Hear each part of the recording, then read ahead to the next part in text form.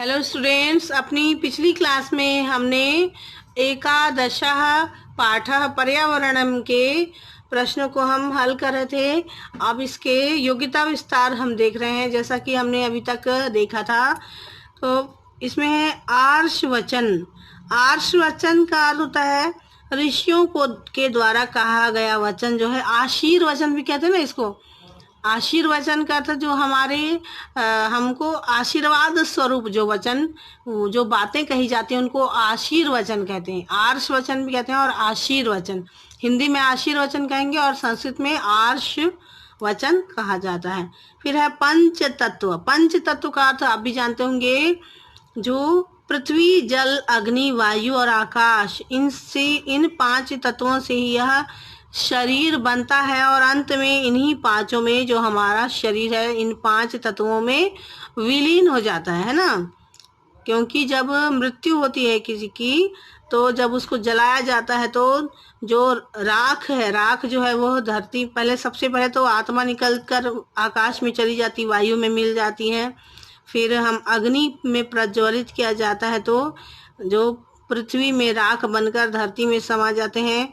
और जो जल है, जल भी धरती में मिल जाता है। इस तरह से हमारा जो शरीर है वह 5 तत्वों में विलीन हो जाता है।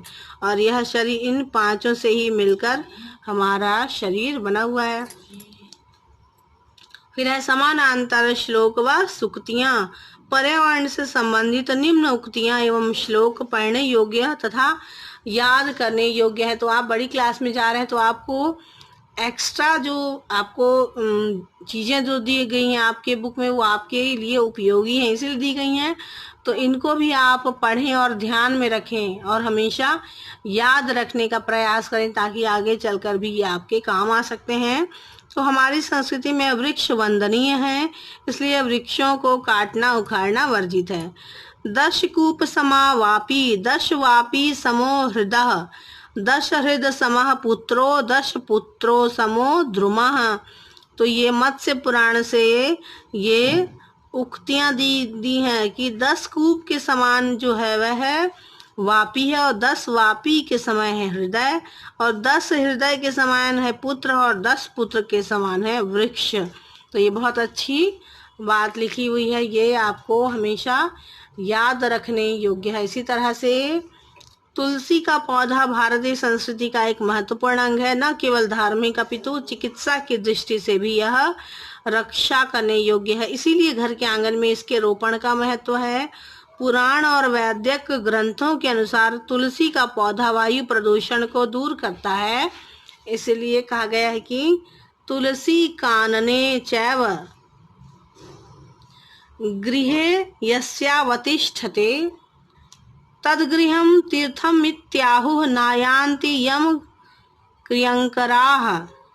है ना, तुलसी का जो पौधा है, जहाँ जिस घर में रहता है वहाँ पर वो घर जो तीर्थ के समान है, और यहाँ पर यम के जो किंकर हैं, यम हैं जो वो प्रवेश नहीं करते हैं। फिर है तुलसी गंधमादा यत्र गच्छति मारुतः, दिशो दशः पुनास्याशु भूत ग्रामाश चतुर्विधान। इसका अर्थ है तुलसी का जो गंध है, तुलसी की जो सुगंध है, वह जहाँ जाती है हवा के साथ, तो उस दिशा में, वह दिशा जो चारों ओर से शुद्ध हो जाती, चारों दिशाएं उस सुगंध से शुद्ध हो जाती हैं, है ना। और कोई भी वहाँ पर अशुद्धि नहीं रहती, और जो वहाँ के जीव हैं वहाँ के सारे शुद्ध हो जाते हैं। फिर है तुलसी का रस तीव्र ज्वर को नष्ट करता है, ये हम सब भी जानते हैं।